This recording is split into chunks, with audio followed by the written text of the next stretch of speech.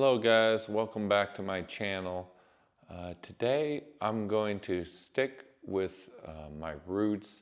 The renaissance of my channel was really to talk about my book. Some of the most popular videos I made were from the first book I wrote, which was Northwest Mythology Volume 1.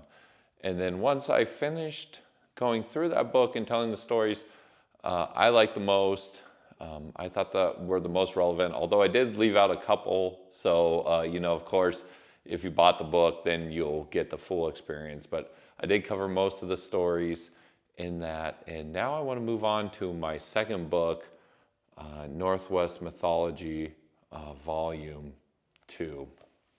When I first wrote these books, I was imagining that I would write 5 volumes in the series, and it's just about Northwest lore in and around Washington. And the hope was eventually I would branch out. Now I am going to do this a little bit differently. Instead of converting the stories to a script and reading off a teleprompter, I'm just going to use the books as a reference. So if you see me looking down, that's just keeping me on track. And I thought I'd just go through the tales, and this video is going to be about the prologue. Go through the prologue and briefly just give you some of my thoughts off the cuff about what I was thinking and what I was writing, what I was thinking as I was writing these stories, and hopefully it comes off as more authentic than just reading off the prompter. I haven't really practiced this or scripted it, so if you like this format, let me know. I can always go back to preparing a script and whatnot.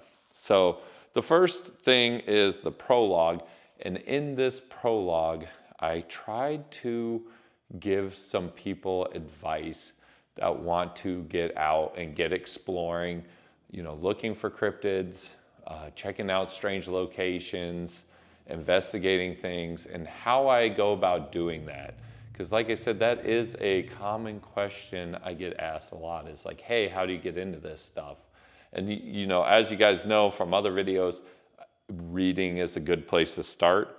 But in this, and you can see the picture, and I'll put this on the thumbnail here. This was the artwork that I got. And it's supposed to be almost like a real life Dungeons and Dragon-esque party. So you don't really ever want to go out in the woods and do a solo adventure. I mean, I know people do it and I do it, but generally speaking, you are much safer in any situation, even if you have one more person with you. And if you have a couple people with you, they all bring different skills, unique experiences, opinions, point of views to your your party, to steal some D&D language, but really just to the whole experience. They bring their own energy, they bring their own unique perspective, and I like to have a wide range of people. I feel like it enhances whatever experience you're on, whatever thing you're checking out, supernatural or otherwise. And so then in here, I go over kind of the format of the book. So volume 2 is different than volume 1 in that all the stories kind of break down. There's 3 parts. There's like an investigation part. It starts out with a research part. There's a research part where I kind of go where I heard the story, some of the background information I gathered. Then there's an investigation part, and then there's a wild speculation part at the end. And there's not a ton of embellishment on these tales. It's pretty much what happens on these investigations are what I wrote. And I only really kind of included stories where something strange happened. If I went to a place and nothing strange happened, I did not put that story in the book. That being said, I felt like a lot of good stories and lore got left by the wayside, because guess what, guys? Every time you go out for an investigation, something strange isn't going to happen. And I will consider myself pretty good at this. I'd say maybe something strange happens a quarter of the time I go out. So, I go out 4 times, maybe 1 out of 4, something strange is happening. And I am good at this, having strange encounters. But that being said, too, sometimes I don't want strange encounters. Sometimes I just want to go and check out, normal hikes or waterfalls. My friends kind of will ask me, and they'll say, "Hey, Jake, is this an investigation, or are you just doing like tourist type level stuff?" And then, they can decide on that what we're doing. Because even, tourist level stuff, I can get on some side stuff, side quest or side missions or whatever, because I just will research so much and I'll just know so much about the location. I'll be like, "Hey, if we go here, this is what happened over here," or whatever. So that's covered there in the prologue. I go on to, the hope was that volume 2 would do much better than volume 1. Volume 1 actually still outsells volume 2 almost 2 to 1. So, that was discouraging. The book sales have been somewhat lucrative, much more lucrative than YouTube, but it's still was really discouraging. I put a lot of effort into volume 2, and it really did. I thought it was going to do double what volume 1 does, but volume 1 is still outdoing it by a ratio of 2 to 1. And I don't know if it's the art. I don't know if it's getting away from the more embellished stories. I don't know what it is, but I do have volume 3 is pretty close to being done. Hopefully, I'll get some more creative energy to crank that out to all your fans that were a fan of the first couple books. And then I go on to talk about some skills that come in handy as you're adventuring or as you're going out to check strange places. And I listed them in order of their usefulness that I have found investigating. So the first skill I suggest you have, and if you're familiar with D&D, you get different skill points. You put them in your different character slots, and then your character interacts with the fantasy environment in different manners depending on their proficiency in those skill levels. So the first thing I feel like is important for real life adventuring or exploring is charisma. And that's just like how you get along with people. And when you're trying to find something strange to investigate, cryptid or strange locations, you have to talk to local people and you have to carry on conversations. You can't come off as pushy. You can't come off as a tourist. And on top of that, you have to get along with your party members or you're going to be solo adventuring a lot. And so charisma is the number one skill.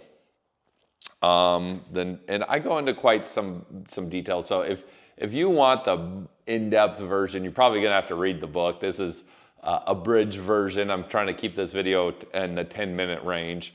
And the next one I have is knowledge. So being a knowledgeable person about the environment is very important. And I'm talking about the history of the location. I'm talking about the knowledge of just nature and being safe. Having a good general knowledge base will pay huge dividends in any type of situation. So if you go into a situation, you have no idea what you're coming up against, you're already at a significant disadvantage. So know what is out there. Gather as much knowledge as you can before you go out and explore. And it enhances the experience. You know what you're looking for. You know what there is. You know what to ask people for that charisma aspect. You have some background knowledge. And sometimes I'll play down too. I'll act like I don't know things. So people will tell me. I'll be like, "Oh, have you heard any local legends around this area?" And listen to what they have to say. And then I'll just let them talk. And I won't be like, "Oh, well, I heard this." Now, if I feel like there's more, I'll kind of fish with some questions, but you don't want to come off as a know-it-all. So, you want to let out your knowledge slowly. Don't data dump on people. And the next thing I have is wisdom. Wisdom is a huge skill. It is different than knowledge. You have to have the wisdom to know when to do something. You need the wisdom to know if something is safe.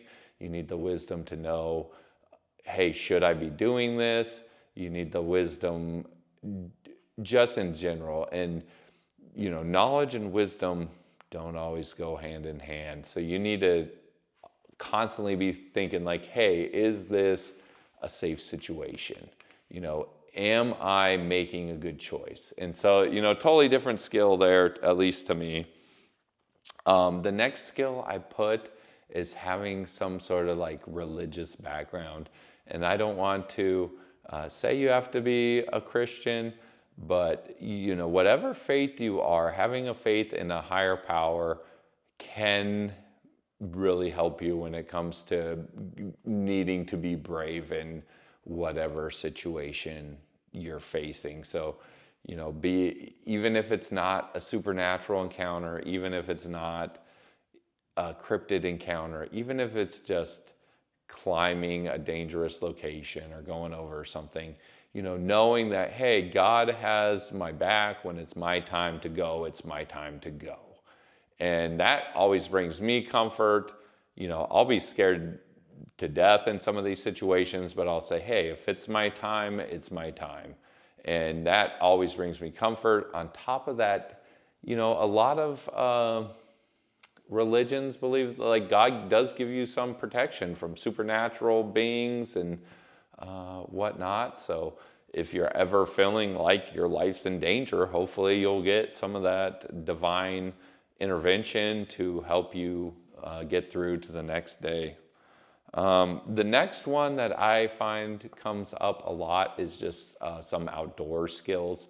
A lot of times I have tracking skills, which is, harder than you think, but you can learn pretty quick.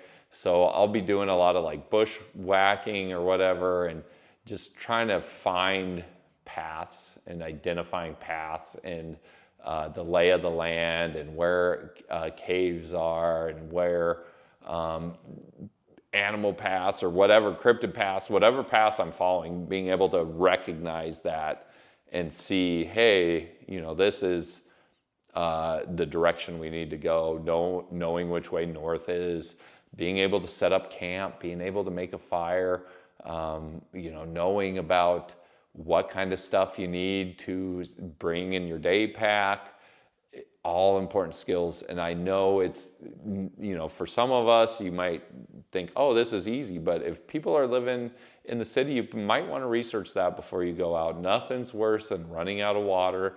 Nothing's worse than not being able to make a fire.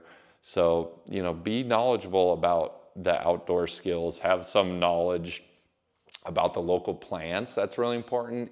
Here in Washington, we have a lot of like poison ivy, and we have devil's club and all sorts of stuff. So you want to not touch that stuff. And if you don't know what it looks like, you can get into some itchy trouble there. The next one I have is technological skills. This is a skill I wish I was better at. And I have some friends that are better at it than me, but then they don't like to get as remote as I do. I wish I knew how to use night vision good, guys. I wish I knew how to use drones good. I struggle to make these videos and edit these videos. So technology is a skill. And again, you can practice it and get better at it. And I always am trying to get better at it, but it is a struggle. So, if you could find somebody that's good at that to go with you and to film things and fly their drones, that would be a great benefit.